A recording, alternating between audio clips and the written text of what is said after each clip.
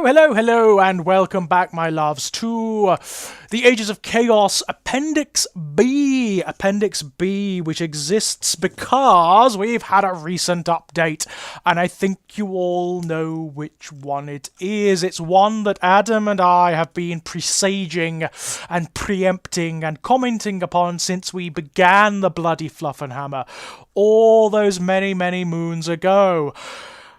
Guess what? Guess who's back, motherfuckers? Slaanesh is back! Yay! And he's back in a big way, I can tell you. Hedonites of Slaanesh. It's like they listened and read to all of the nonsense on the internet about how they're squatting Slaanesh because it's too adult, and they thought, oh yeah, fine, we're gonna call it the Hedonites of Slaanesh just to mess with you, just to demonstrate how wrong you all were. And I've got to say, I'm very pleased. The book is fantastic. It really is.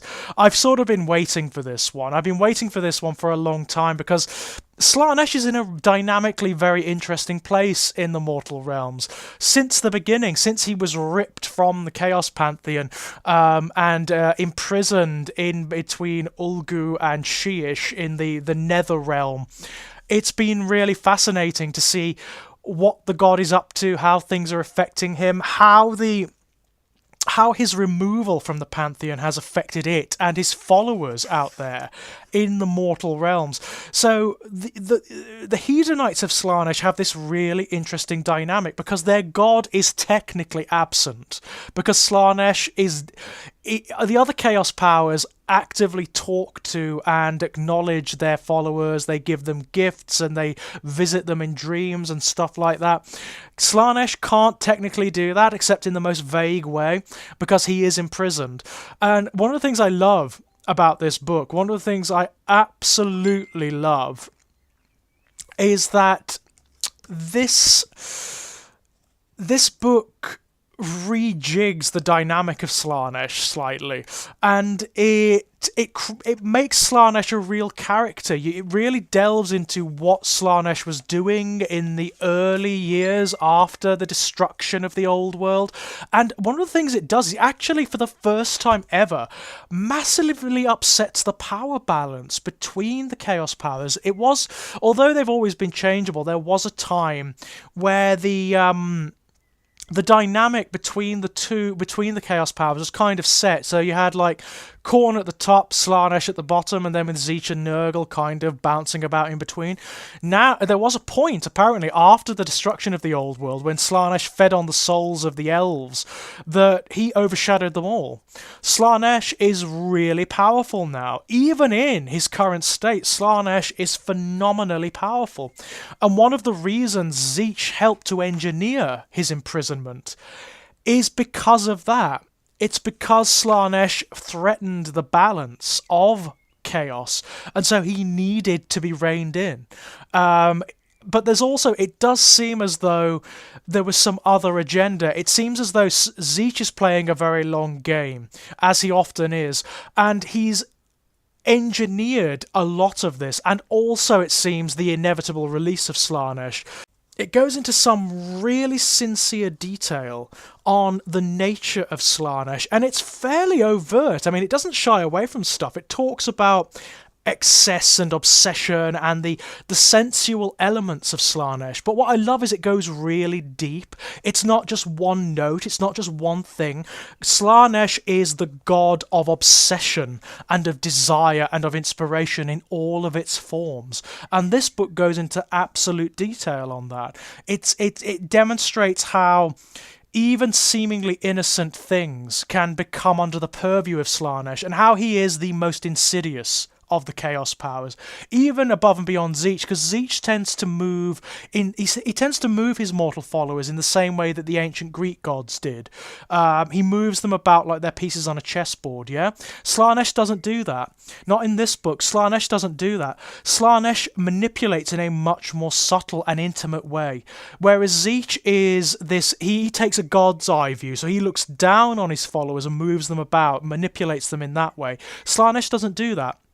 Slaanesh looks into their very souls, into their cores, what drives them, and subtly tweaks and manipulates and whispers and suggests to see what they'll do, to see which way they'll turn, to see which way they go, because that's what interests Slaanesh. There's much more in the way of free will, much more in the way of choice and agency when it comes to Slaanesh. It is really bloody fascinating.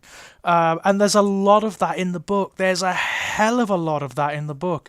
It really goes into detail of how you fall to Slaanesh and the myriad ways that that can happen. It's fascinating stuff. And how his followers operate now that he's imprisoned. You have these very different reactions that inform the different types of Slaanesh army you can get. So there are 3 different types. There are the Pretenders, the God-Seekers, and the Invaders. And 2 of those are sort of trying to find... One of those is desperately seeking out Slaanesh. One of them is trying to supplant him. This is another really interesting twist in the background. You have the Pretenders. And the Pretenders are forces that are coalesced around particularly powerful individuals like Keepers of Secrets or Demon Princes that seek to take Slaanesh's place. They actually see... It demonstrates how demons can have incredible autonomy from their patron powers, even if that autonomy is something of a delusion, as it is here. The Pretenders are really interesting in that they are actually demigods in the sense that they gather faithful followers around themselves and they foment cults and they use that belief to empower themselves, and they are really powerful. The icons of a Pretender force are some of the most powerful demons in existence, according to the book, because they are powered and lent a degree of autonomy by that belief that they foster, and also by their self-belief. So it creates this wonderful new metaphysical dynamic for Chaos, where with a certain degree of subtlety, certain intelligent and conscious demons can create a degree of autonomy from their patron powers, and that's what the Pretenders have done. They seek to take Slaanesh's place, and that is really, really interesting. Lots of expanded background in this book for things like the Keepers of Secrets. There's a wonderful new named Keeper of Secrets, Shalaxi Hellbane, who is this... She's sort of like a huntress greater demon of Slaanesh, and her entire ethos, the reason she was created, is as a hunter of other greater demons. She is Slaanesh's manifestation as the great hunter, but also as the ego. She is paramountcy. So what she manifests Slaanesh's desire to dominate all others and to constantly prove one's own sense of superiority. That's what Shalaxi is about, and I really, really like that. The model is freaking awesome as well. That big sort of mane of hair that Shalaxi has is not hair, by the way. According to her description, it's actually antennae. It's antennae so that she senses things to this extreme degree of acuity, whereby she can taste colour and she can smell fear and that sort of thing. It's really bloody cool. Love Shalaxi, she's really cool. But the character that people have really taken to their hearts is Celeste, the symbiotically bound Herald of Slaanesh and Demon Prince of Slaanesh. The internet loves these two and has already basically started shipping them, which isn't necessarily outside of the background. That's actually what they are. They are kind of like husband and wife. The Herald, Sil Ludtung, was actually condemned by her peers because she showed too much affection to the mortal followers that she favoured, that she whispered to. She has a degree of affection, and actually their pact, the thing that bound them, is a kind of marriage. They came before the throne of Slaanesh and declared their devotion to one another, and so Slaanesh bound them together spiritually as one entity. That's really cool. I really, really like that. And that's another thing you get from this book. The the demons of Slaanesh are really expanded in terms of their background. They're not like the followers of Khorne who primarily occur on the battlefield. These guys are really subtle. The heralds and the demonettes are really subtle. They love their mortal followers and the mortals that they favour, that they're attracted to, and they swirl around them invisibly all the time, whispering to them, lending them secrets, telling them things, and subtly changing their states of mind or fanning the flames of obsession and desire and jealousy. It's really bloody cool. I love that element of this book. For the first time, the forces of Slaanesh are dynamically very, very, very, very, very, very different from all of the others, from all of the other Chaos powers. There are some really fascinating army-wide special rules here. You've got things like the depravity points, which you have to think about. You have to really think about how they work, because they occur whenever a character from a Hedonites army inflicts a wound or receives a wound but doesn't die from it or doesn't kill its opponent, which makes perfect sense. Of course it makes perfect sense. The Slaanesh's influence on the battlefield waxes strong when pain is inflicted, when suffering is endured, when there's extremity of sensation. It's absolutely brilliant.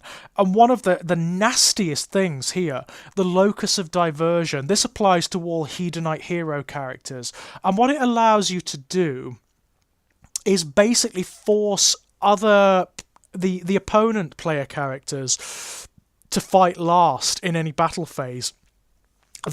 It sounds small, it sounds subtle, but actually that is really bloody significant, because it means that the Slaanesh forces can actually pile up their heroes if they're very clever and maneuver them so that they act as like little assassination squads, so that they destroy the heroes of the opposing force before they have a chance to react. Very bloody clever. I really, really like that. There's a lot of stuff here. There's a lot of stuff. Each of the different Slaanesh forces, so the invaders, the pretenders, and the godseekers, they have their own